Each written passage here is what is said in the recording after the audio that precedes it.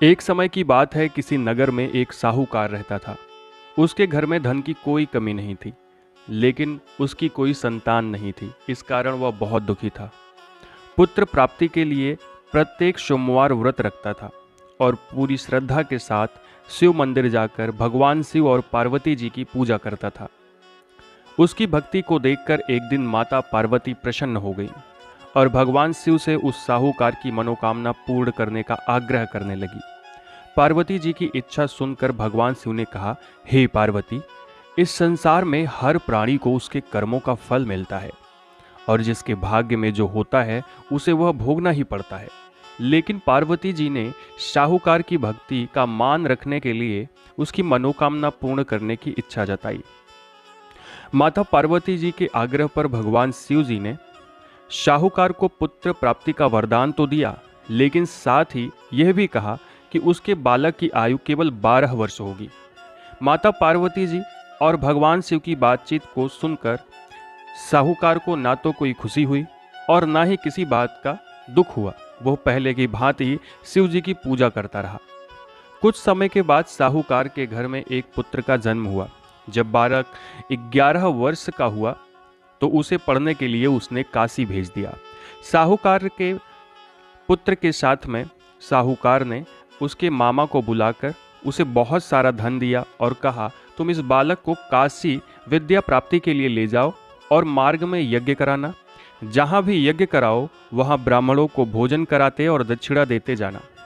दोनों मामा भांजे इसी तरह से यज्ञ कराते और ब्राह्मणों को दान दक्षिणा देते काशी की ओर निकल पड़े। रास्ते में एक नगर पड़ा जहाँ नगर के राजा की कन्या का विवाह था, लेकिन जिस राजकुमार से उसका विवाह होने वाला था वो एक का आंख का काना था। राजकुमार के पिता ने अपने पुत्र के काना होने की बात छुपाने के लिए एक चाल सोची।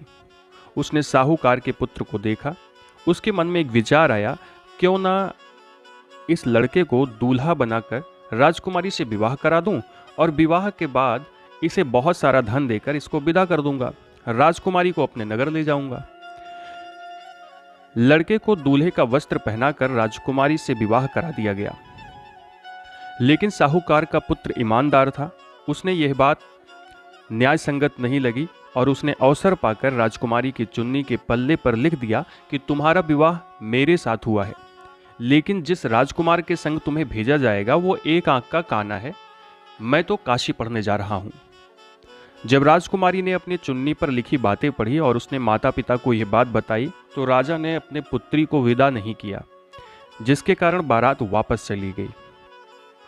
दूसरी ओर साहूकार का लड़का और उसका मामा काशी पहुंचे। वहां जाकर उन्होंने यज्ञ किया। जिस दिन लड़के की आयु 12 वर्ष की हुई उसी दिन यज्ञ रखा गया। लड़के ने अपने मामा से कहा कि मेरी तबीयत कुछ ठीक नहीं है। मामा ने कहा कि अंदर जाकर तुम थोड़ा सो जाओ। शिव जी के वरदान के अनुसार कुछ ही देर में उस बालक के प्राण निकल गए। मृत भांजे को देखकर उसके मामा ने विलाप करना शुरू किया। संयोग से उसी समय शिव जी और माता पार्वती जी उधर से जा रहे थे।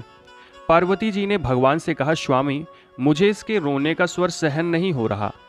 आप इस व्यक्ति के कष्ट को अवश्य दूर करें।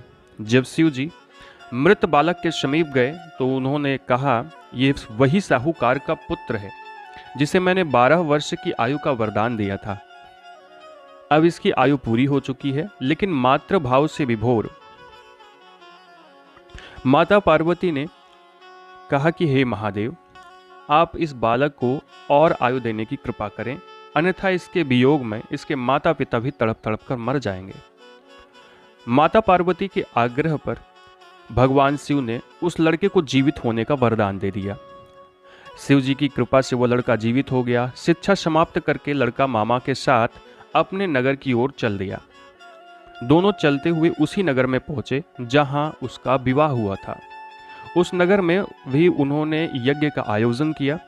उस लड़के के ससुर ने उसे पहचान लिया और महल में ले जाकर उसकी खातिरदारी की और अपनी पुत्री को उसके साथ विदा कर दिया। इधर साहूकार और उसकी पत्नी भूखे प्यासे रहकर बेटे की प्रतीक्षा कर रहे थे।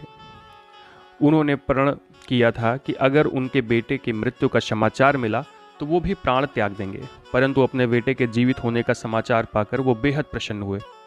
उसी रात भगवान शिव ने व्यापारी के स्वप्न में आकर कहा, हे श्रेष्ठी, मैंने तेरे सोमवार के व्रत करने और व्रत कथा सुनने से प्रसन्न होकर तेरे पुत्र को लंबी आयु प्रदान की है।